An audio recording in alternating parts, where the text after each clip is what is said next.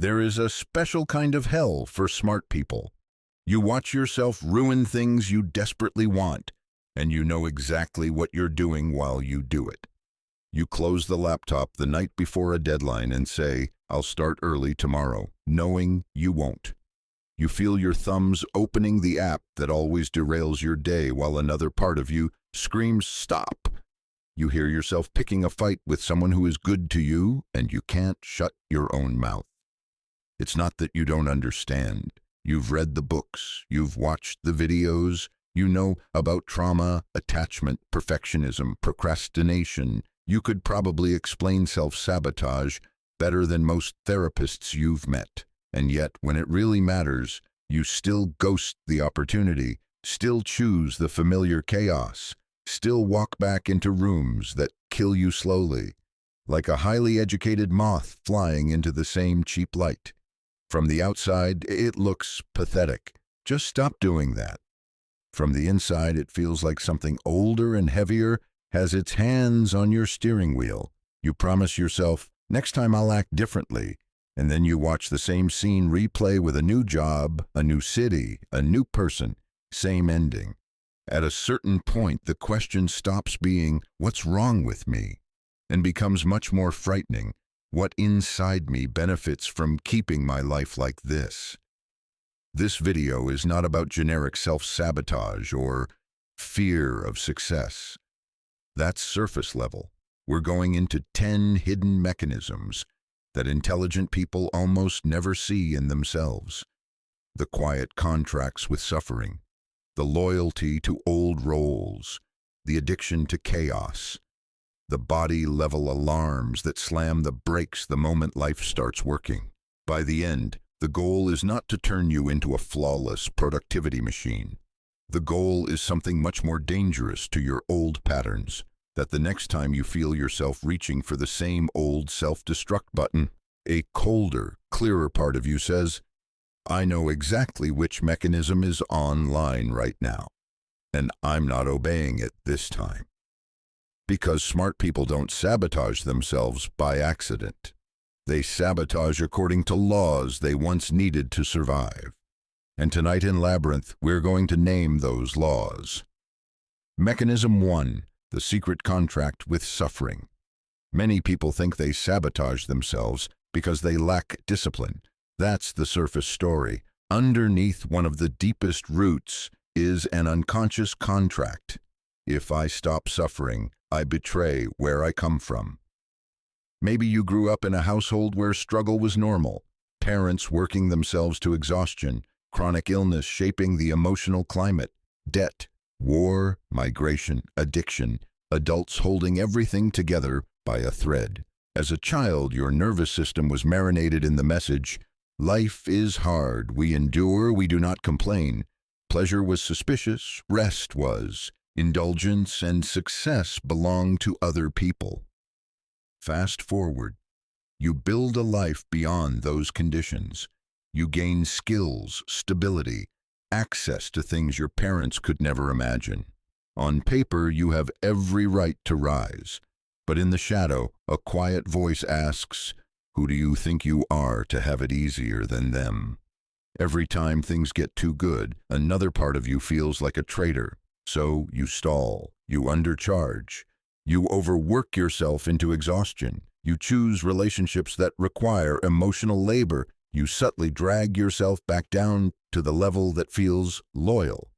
This is not stupidity, it is loyalty. A loyalty to the emotional climate of your origin story, a hidden vow, "I will not abandon the suffering that made me."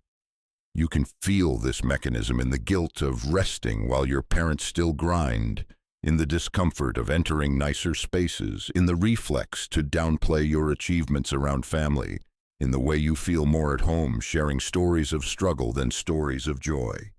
Breaking this mechanism does not begin with positive thinking. It begins with telling the truth. There is a part of me that believes my suffering proves my loyalty. Until that part is seen and honored, it will keep pulling me back into the dark every time I touch the light. Mechanism 2, the inner prosecutor masquerading as standards. Some people say their biggest problem is the inner critic, but for many smart people it's something harsher, an inner prosecutor. Not a voice of improvement, but a voice of accusation, a voice with evidence, a voice that builds cases. It says, yes, you succeeded, but it doesn't count. Sure, you did the project, but you were late, so it's worthless. You got the job, but everyone else is already ahead of you. On the surface, this looks like ambition, but underneath, it's a refusal to allow a clean verdict of good enough. If you finish the project, you can be judged. If you try, you can fail. If you show your work, someone might not like it. So perfection becomes the ultimate delay tactic. Endless editing, endless thinking, endless preparation. The prosecutor whispers, if we never finish, they can never judge the finished thing. From the outside, this looks like discipline, but from the inside, it is chronic self-mistrust, dressed up as high standards. One brutal way to expose this mechanism is to ask, if someone I love created exactly what I created today, would I call it trash or progress? Most people immediately see the split. They demand a level of perfection from themselves that they would never demand from anyone else. This is not excellence. This is internalized hostility. Your work is not on trial. You are not on trial. Life is not a courtroom. Some attempts will land, some won't, and the point is not to win every case. The point is to build a life. If this hits something in you, subscribe to the channel and tell me in the comments which part cut the deepest. Mechanism 3. Fear of what success would ruin. Many people say they want success. Very few sit down and write what success would dismantle. If you grew up managing other people's emotions, being the calm one, the fixer, the glue, then your adult life runs on invisible emotional contracts. You are the one who answers the phone, the one who absorbs other people's anxiety, the one who never has too many needs. Now, imagine genuine success, more visibility, more responsibility to yourself, less availability. A schedule you do not bend for every crisis. Success breaks the psychological contract. You stop being the emotional caretaker, and some part of you is terrified of the consequences. Smart people sabotage themselves because success would force uncomfortable renegotiations with everyone around them. If you rise, some relationships may strain or shift or fall away. And even if you don't consciously fear loss, your nervous system remembers what happened when attention or independence caused chaos in childhood. Sometimes failure feels safer because it preserves the relational ecosystem. You can see this when someone never applies for the promotion that would require moving cities, or mysteriously forgets to send the portfolio that could take them international, or stays in a relationship they have outgrown because they can't handle hurting the other person. They are not just protecting others, they are protecting the image of themselves as indispensable. Success would make them replaceable, or worse, resented.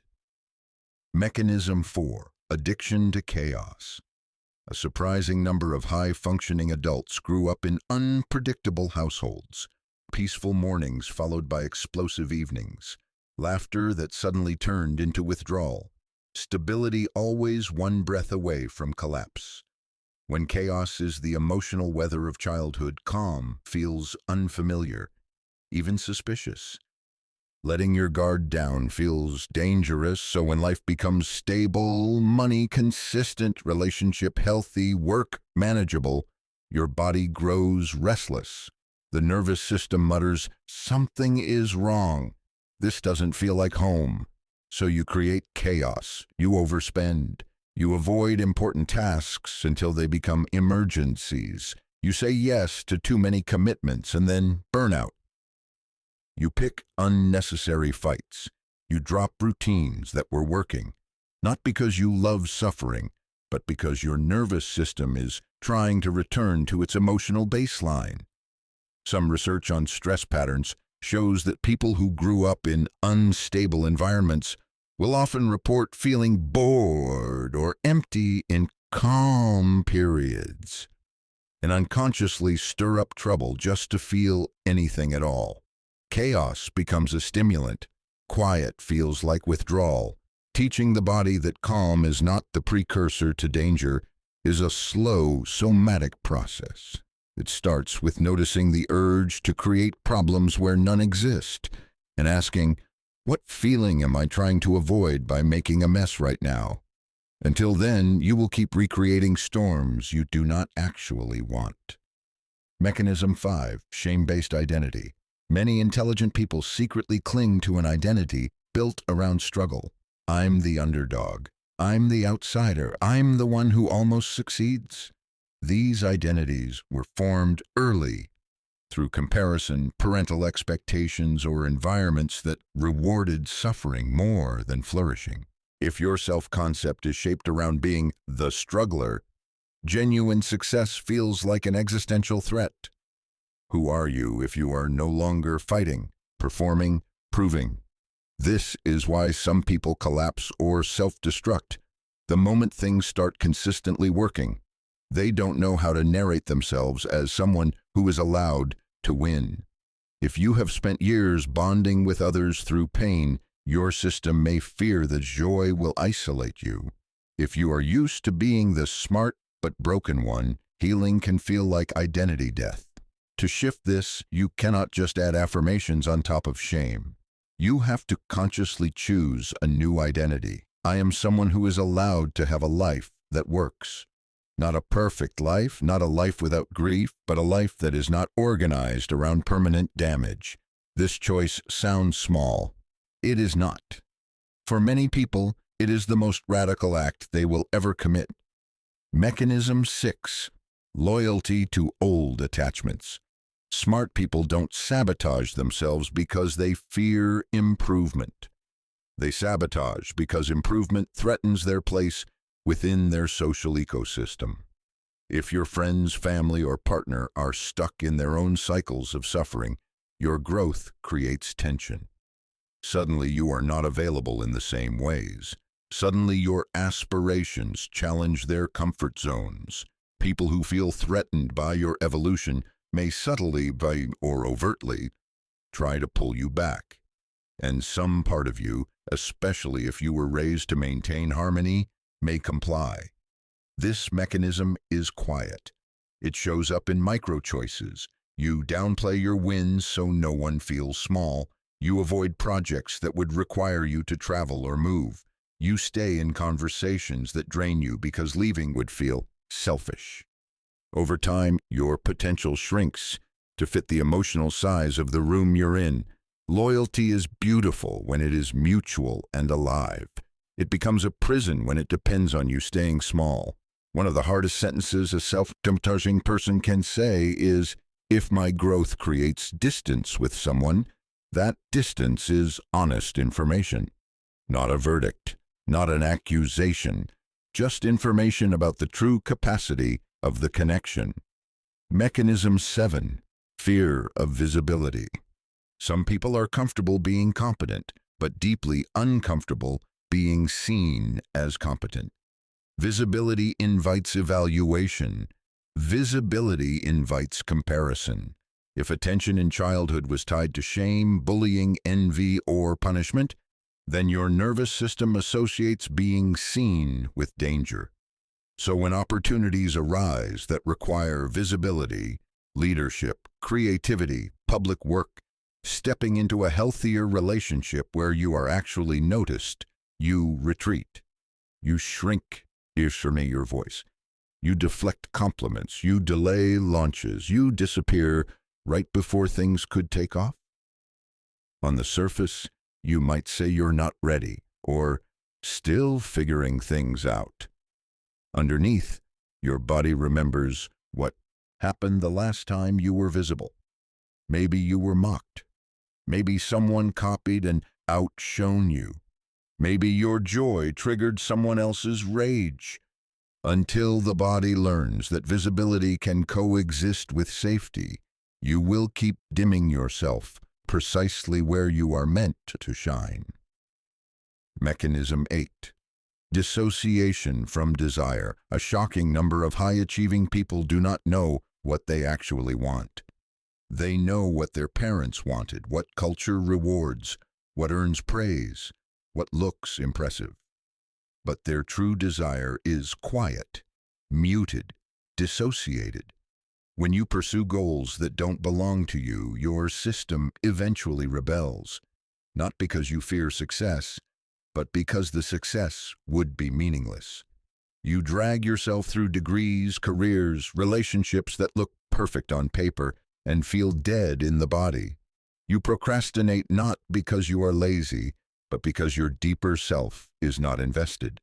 Sometimes the most honest form of self-sabotage is your psyche saying, "This is not our path." The work then is not to whip yourself into more productivity, but to sit in the frightening question, if no one was watching, what would I actually choose? Many people would rather accuse themselves of laziness than face the grief of all the years they spent climbing the wrong mountain. Mechanism 9. The nervous system's limit for good. Trauma researchers note that people have thresholds not only for stress, but for positive experiences. Too much calm, too much love, too much stability, and the system dysregulates. For those raised in unpredictable environments, goodness feels overwhelming. So your body down-regulates it by creating tension, doubt, or avoidance. This is self-sabotage as homeostasis. You unconsciously bring yourself back down to the level of good you know how to feel without panicking. Maybe you notice this when things are going well for a few weeks, and then you suddenly pick a fight, binge on something numbing, or blow up your schedule. Part of you is trying to restore the amount of chaos your body is calibrated for. Expanding your tolerance for goodness is slow work. Intentionally staying present with small moments of peace without reaching for distraction, letting compliments land without instantly deflecting, allowing a healthy relationship to feel slightly too soft without sabotaging it, just to feel the familiar edge of drama. Mechanism 10. The body's last-ditch resistance to change. Now we descend directly into the somatic realm. The body is not a passive passenger. It remembers every emotional season you survived, and when you attempt major change, new career, new relationships, new boundaries, new geography, new identity, the body reacts first. Suddenly you feel exhausted. Suddenly you're sick. Suddenly old pains return. Your sleep collapses, your chest tightens, your stomach coils. In psychosomatic frameworks, especially German New Medicine, the body responds to inner conflict themes with organ-level adaptations. A conflict of not being strong enough to carry this may express in the musculoskeletal system. A conflict of not being able to digest what is happening may hit the gut. A conflict of territory, exposure, danger may show up in the lungs or skin. Even if we treat these models symbolically rather than literally, the pattern is clear. The body protests when the self tries to evolve faster than the nervous system is ready for. Many people interpret these symptoms as signs they are not ready or not capable, and so they retreat. But often the symptoms are simply the body saying, "I don't yet know how to feel safe in this new life. Please slow down and bring me with you." Now we step fully into the dedicated body chapter, the place where all of this psychology sinks into breath, muscle, and organ.